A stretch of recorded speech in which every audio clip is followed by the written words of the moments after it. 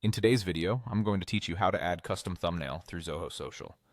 Before we start, make sure you have your video ready, and if you plan to upload a custom image as the thumbnail, keep that file handy on your computer.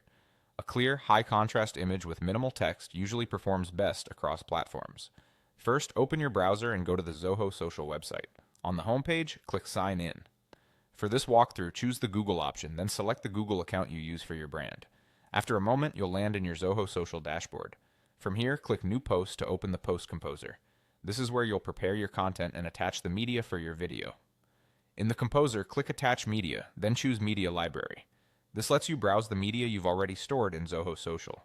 Find and select the video you want to use, and click Attach. You'll see the upload begin. Depending on the size of your video and your connection, this may take a bit, so give it a moment to finish processing. Once the upload completes, you'll see options to set the video's thumbnail. Now you have two ways to set a thumbnail. If you want to use a frame from the video itself, scrub through the available frames and select the one that best represents your content. Look for a frame that is sharp, well lit, and tells viewers exactly what the video is about.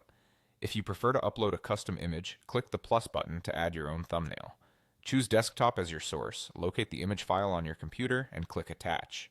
Aim for a horizontal image with safe margins around text and faces. Common choices are JPG or PNG. For best results, use a high-resolution image that matches the aspect ratio of your video so it doesn't crop awkwardly in previews. After you've chosen or uploaded the thumbnail, review the preview to ensure nothing important is cut off. Thumbnails with strong contrast, readable titles, and a clear subject tend to get higher engagement.